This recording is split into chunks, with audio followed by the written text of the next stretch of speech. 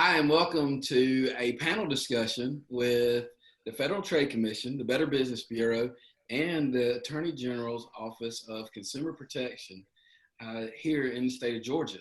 We wanted to sit down and we wanted to talk about some different things that consumers are facing in the midst of COVID-19 coronavirus pandemic. And I'd like to introduce you today to our panelists, and I'm going to start with Mr. Kelvin Collins. He is with the Better Business Bureau. Kelvin, your title at the BBB is President of the Better Business Bureau, serving the Fall Line Corridor. Now, I understand how the Fall Line runs across the state of Georgia, but what does that mean in layman's terms? Well, in layman's terms, the Better Business Bureau serving the Fall Line Corridor is the legal name for the Better Business Bureau serving Central Georgia, serving the CSRA, serving Southwest Georgia, and East Alabama and West Georgia. So we have offices in Columbus, Augusta, and then Macon. But basically, we cover from Auburn, Alabama to Aiken, South Carolina, and then down to the Florida line west of I-75. So it's 77 counties in 3 different states, and it's really hard to find one name that encompasses all of that. So Fall Line Corridor is something that, the Fall Line Freeway is something we've heard for years, so that's why we chose that. Excellent, excellent. The second person on our panel I'm going to introduce today is Miss Anna Burns. Miss Anna is from the Federal Trade Commission, and she is the Southeast Region, or she's the Regional Director of the Southeast Region. And that sounds like a really big deal. So where are you at, and how do you cover all of this? Well, Jason, while our office is located physically in Atlanta, we cover 7 southeastern states: North Carolina, South Carolina, Georgia, Florida, Tennessee, Alabama, and Mississippi. So we have a big area, but we do great work covering all of those states. That's fantastic, and I can vouch for that. You guys do great work. And so next, we have Mr. Sean Conroy. He is with the Attorney General's Office in the state of Georgia, the Consumer Protection Division. Now, Mr. Conroy, what is the Consumer Protection Division?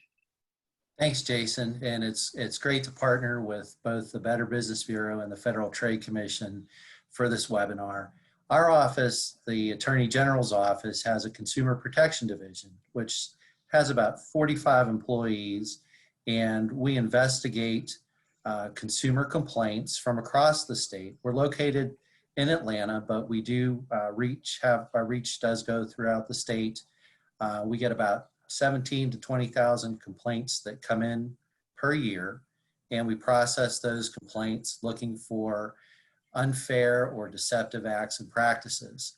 And especially during this COVID-19 outbreak, we're very busy looking at issues such as price gouging, along with the traditional scams that we'll typically see and that you hear about and that the Federal Trade Commission hears about. We're available on the web at consumer.ga.gov, and we have counselors. We're still operating and available to take calls from consumers if there's questions or complaints. And our information will show up later in the slides too, but our phone number is 404-651-8600. Excellent, excellent. Now, the last person joining our panel is Miss Mason, Miss Michelle Mason. Now, Miss Mason, are you in Atlanta as well as some of these other folks? No, I'm actually based in Columbus, Georgia. So as Kelvin mentioned, we have 3 offices, and I work out of the Columbus office, but hand in hand with our team in Macon and Augusta as well. I've heard about the Better Business Bureau for a very long time. Can you tell me what the BBB actually does? We're a not-for-profit organization that's dedicated to promoting business ethics. So we're working with businesses to help them resolve disputes with their customers, to help them make sure that their advertising is honest and truthful, helping them build good business practices to make them successful, and also guiding consumers to great information that can help them feel like they're armed in ways they can protect themselves from scams and other things that are going on there. But we're really here to help them make good buying decisions along the way. Outstanding. Mr. Collins, there are a lot of people, let's just take the restaurant industry, for example. They've been hit really hard with this coronavirus pandemic, and a lot of people are out of jobs. And honestly, I hear about a lot of companies hiring, and I just want to go find a job. So, I'm on Indeed and I'm talking with a lot of people. Do I need to watch out for anything? Yeah, even over the last year when our unemployment rate was lowest it's been in a century, employment scams were always one of our top scams that were being reported, and people were losing a lot of money to it. Now that the unemployment rate is up and a lot of people are looking for jobs, the unemployment scams are just rampant. And typically when you see some of these ads from well-known companies, you need to make sure that that when you're filling out the application or giving the information, you're actually on their website, because many times it is a scammer who will replicate that website and get your personal information. I mean, they're getting your social security number, they're getting your bank account information saying that, they're setting up direct deposit. So they're getting all the vital information that you have. And then we have to be very careful, because a lot of the work at home scams that we've seen fall into the reshipping scam, where you get a job for this company and they send things to you that you're to repackage and send someplace else. And what's really going on is they're buying high dollar items with stolen credit cards, having it delivered to your home, you're packaging it up and sending it to someone else. And these things will bounce across the country several times before they actually make it to the scammer. And they're using typically victims to be money mules for them. My goodness. So, yeah, walk me through it here. Some of you other panelists, y'all walk me through this.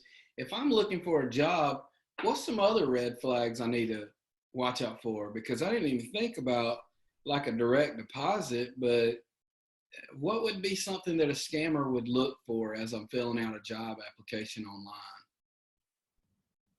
Well, sometimes it isn't necessarily your job application. It can even be that you put up a resume and they may approach you. And some of those are people that come forth with what sounds like a dream job and really get you excited. But then as you have in the tips that we're sharing, they may send you a check and tell you that you need to cash it. You're going to keep part of that money as your pay, but they have a reason that you need to wire some more of it on somewhere else. They may tell you, similar to what Kelvin was sharing about the reshipping scam, they may tell you that they're in another country and they need a U.S. representative. So you're going to give them the global presence in the United States. And so they're going to need you to kind of set up an office. But again, they're going to be sending you checks, wanting you to cash those, saying that they're customer checks, and then having you send the funds back to them.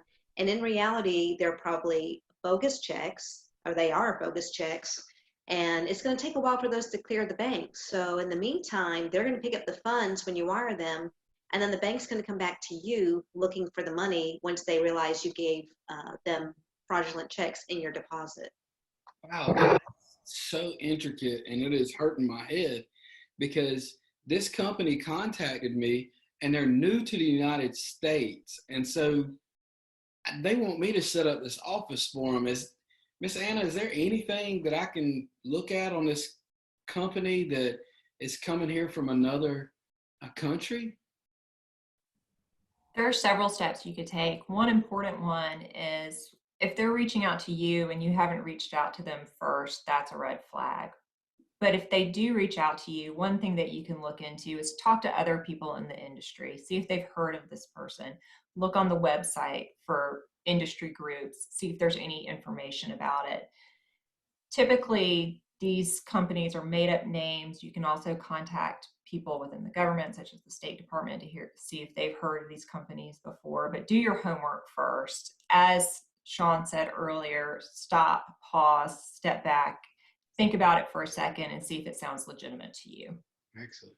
Well, Mr. Conroy, I wanted to ask you, you know, they're new to Georgia, and Georgia, you know, while we're opening back up, I still feel like I need to stay home. And this is an awesome job because I'm able to stay home. My kids are out of school, and I'm certainly not sending them, you know, where some, you know, expose them to Corona. So this is what I've been waiting on. What's wrong with it? If it sounds too good to be true, it probably is. And, you know, more tips about checking out the company. If there are phone numbers involved, Google the phone numbers. Know that anybody calling you could be spoofing the phone number, meaning that they've using computer technology, they're able to put any type of phone number on your caller ID that they want to.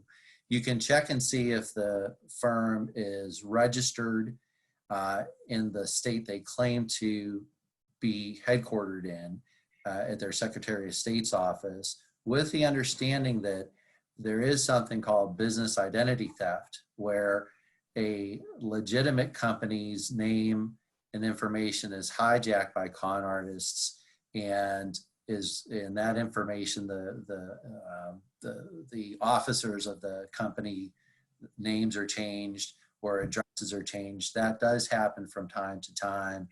And it's also possible that the scam artists may be just creating a false filing. They may even try to create something with other agencies. So you have to just be very cautious and use the tips that you all have already shared.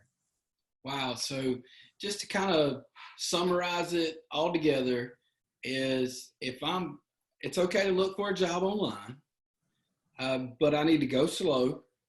I need to pump the brakes. I need to check out who I'm dealing with. I need to make sure who I'm dealing with is the right person, and do all of this before I share my sensitive information. Is that correct? That's right. And one of the other resources I don't think we had mentioned yet is BBB for checking out even these companies. So go to either bbb.org, or you might want to call our team, because this is probably going to require a little bit more research for you. As Sean alluded to, they made this imposter a well-known company. So just checking out that record may not tell you that who you're really talking to could be a scammer. And some of the newer twists that we've been seeing lately are really focusing on college-age students or younger adults. What we've been seeing crop up again, especially during the coronavirus, are things like what we call car wrapping scams, where you think you're going to make money by just driving around with advertisements on your car. You know, people get a little antsy being in the home, and if they think they can drive around safely, this might be a job to do. And then things like mystery shopping.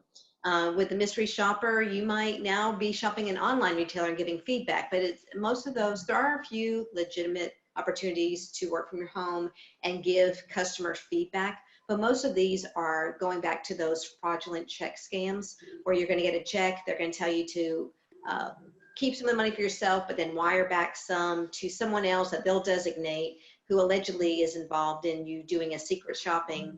And it's again, just getting you to cash a check, be the money mule, like Kelvin said, because you're cashing a bogus check for them and then giving the money back. And so the only paper trail is going to be to you. But the worst part of it is you're looking for a way to earn money, and they're going to steal your money. And also, Noah, we've talked about some of the fake ads that are placed on some of the legitimate job sites, and that includes some of our colleges and universities. These scam artists are really creative. They can sometimes make their way through the security protocols that are in place and place fake ads. And there are industries that have legitimate recruiters searching, in the technology field and the nursing field. So if you're not in one of the fields where there's typically recruiting going on, be extra cautious as well. One of the things that the FTC has seen popped up recently is increased focus on multi-level marketers. and earnings claims involved in that area. With everyone wanting to find a way to work from home, with everything going on with coronavirus and social distancing, people losing their jobs because of everything that's going on in the economy with coronavirus, and people needing to find something that they can do while watching their children from home, we've really seen an increased focus on people reaching out, trying to recruit additional participants in multi-level marketing schemes and promising incomes that just aren't true and aren't believable. So again, goes back to that advice. If it seems too good to be true, it probably is. And the FTC on April 24th sent out warning letters to 10 multi-level marketers, asking them to substantiate their claims or to take actions to remove those claims from their websites. So hang on. It's not that it's a job, and this is kind of segueing into something else, but since I've got the experts here, I want to ask you a question, because I was scrolling through social media the other day, and if I give $100, I can get to the center of this like soccer ball looking thing. And if I get to the center, then I'm gonna get, I think it's like $800 or $1,000. Are y'all doing that? Y'all need to get in on that. Have you heard about it? The one word, the only thing involved is spending money. There's no product, right? So it's basically a pyramid scheme. It was a soccer ball. It wasn't in the shape of a pyramid, though. I mean, I give money, and if I get to the top, then I get a bunch of cash. That's legitimate, right? That is an illegal pyramid scheme, it sounds like.